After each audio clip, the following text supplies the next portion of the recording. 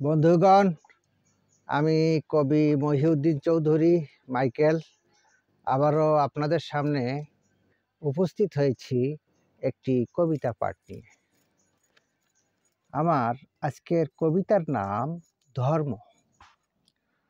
আমি আপনাদেরকে পাঠ করে শোনাবো। তার আগে আপনারা এখনও আমার এই ইউটিউব চ্যানেলটি যারা সাবস্ক্রাইব করেন নাই, তাহারা দ্রুত সাবস্ক্রাইব করে লাইক, কমেন্ট, শেয়ার দিয়ে পাশে থাকবেন, এই কামনা রেখে আমি পাঠ শুরু করছি। আমার এই আজকের এই কবিতাটি লেখা ছিল 18/4/2016 খ্রিস্টাব্দে।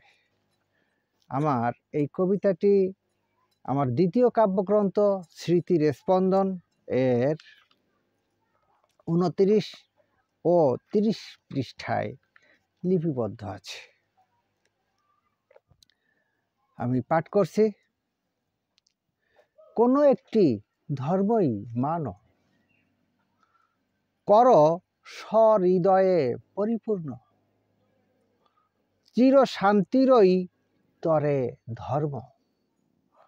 অর্থের জন্য নয় ধর্ম, সম্পর্কের জন্য নয় ধর্ম, একতার জন্য নয় ধর্ম, প্রতিশোধ নিতে নয় ধর্ম, প্রতিকার পেতে নয় ধর্ম, অশান্তির জন্য নয় ধর্ম, সুবিধার জন্য নয় ধর্ম, কোনো জাতীয়তা ধর্ম নয়, কোনো সংস্কৃতি ধর্ম নয়, কাহারও ভাষাও ধর্ম নয়, কাহারও পোশাক ধর্ম নয়, স্রষ্টাকে পাইতেই ধর্ম, অনন্ত শান্তির তরে ধর্ম, শুদ্ধাচারের জন্যই ধর্ম, শিষ্টাচারের জন্যই ধর্ম, পবিত্রতার জন্যই ধর্ম, পরিচ্ছন্নতার জন্য ধর্ম, ধর্মের বিধান কর পূর্ণ, তা না হলে সব কিছু চূর্ণ। ধর্মকে পুঁজি করে চালাও যত্র তত্র পতিতালয়।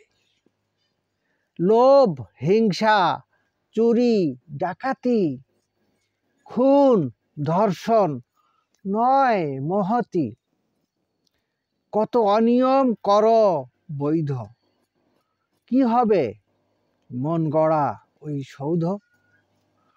যথাযথ বিধান মানলে গণ্যই হয় ধার্মিক বলে।